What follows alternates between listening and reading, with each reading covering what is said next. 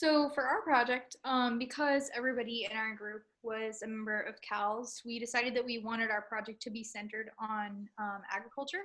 So we decided to pick a few of the main agricultural industries in Florida and make recipe videos featuring those ingredients. So we wanted these videos to be easy and affordable for college students, but also be an opportunity just to share some history and information about the significance of those industries, because that can be an area that's misunderstood by people who don't have a direct connection to agriculture.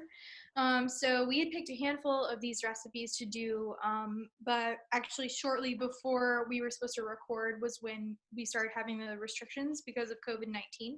So at that point, we did make some changes and reduced our recipes down to two, featuring two industries, which were beef and citrus. So that's where we've ended up today, and we have those two recipe videos that we're working on, and that's kind of just a summary of our project. So, effective teamwork has obviously been essential to the progress of our project. From the beginning, we created an ideal team climate where everybody was comfortable and not afraid to share their opinions. We had a shared vision for how the project was to be completed.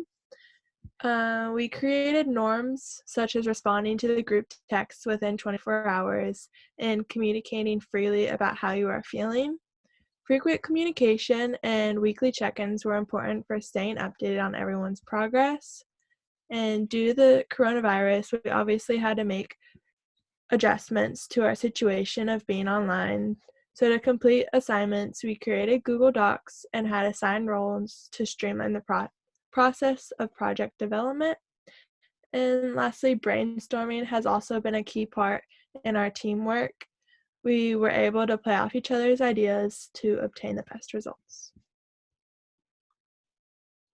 So, for general analysis of our group processes, we decided that we followed the 5 stages of teamwork pretty well. The first stage, which is forming, and in the beginning, we were obviously assigned our groups based off what we had put down on a general form. We'd given this form to Dr. G, and she chose all of our groups. Surprisingly, we were one of the only all-female groups in the class, and we figured out through this that most of us had connections to either horses or livestock in general.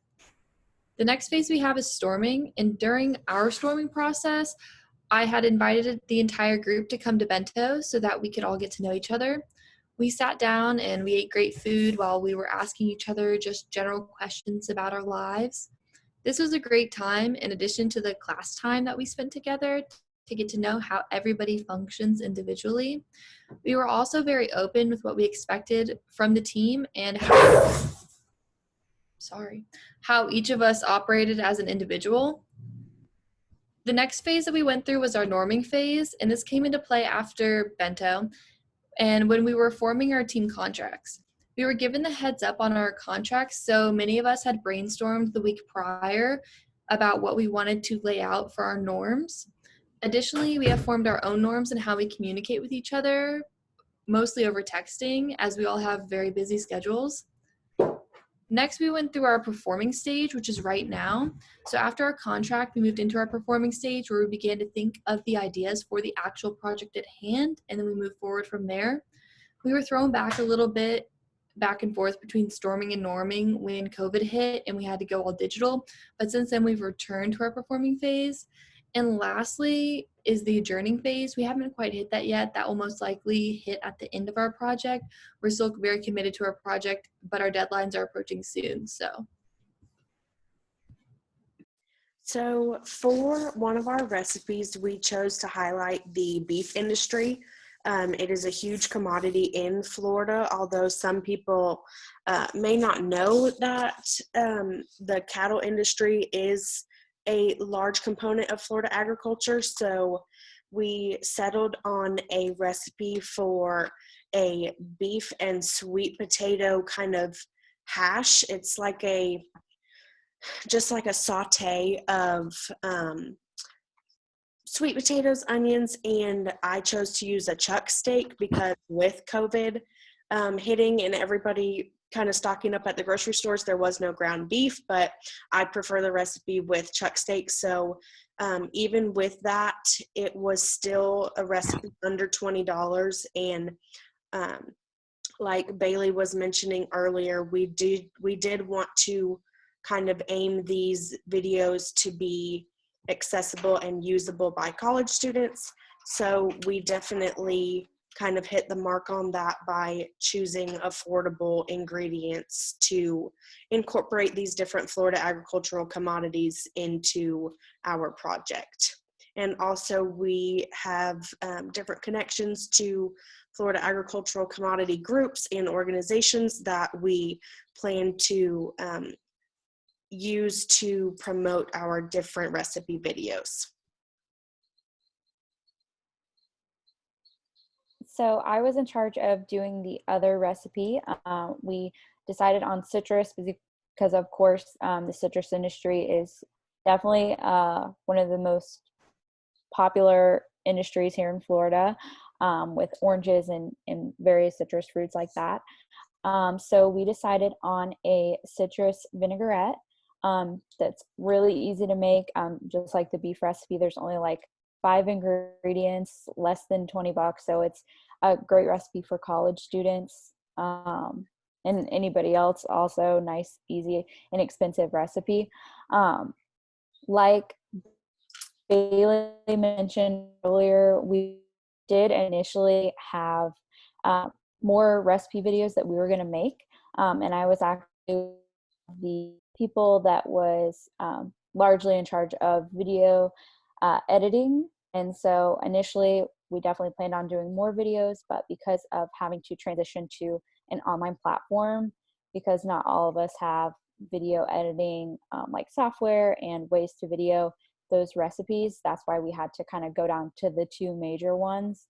But we definitely wanted the video to be easy to watch so that you could literally go along with the video super easily to make the recipe at home. We also wanted them to be short enough to where we could translate them easily onto various social media.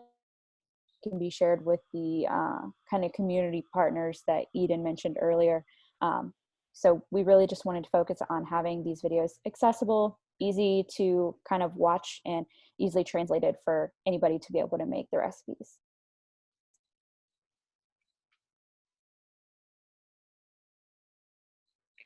The final component of our project was an info sheet to accompany each recipe video. The info sheets feature history, facts, and a text version of the recipe for each commodity. I was responsible for creating these and collaborating with other team members to ensure that our branding was consistent between the video and the print portion of this project. We demonstrated teamwork in this portion of the project by working together to get all of the information needed for the info sheets. I received facts and recipes from other team members, and after putting everything together, I worked with Bailey to ensure that our branding was consistent with the video. Since this was all done remotely, we spent a lot of time communicating in our group message and on Zoom in order to effectively complete the info sheet.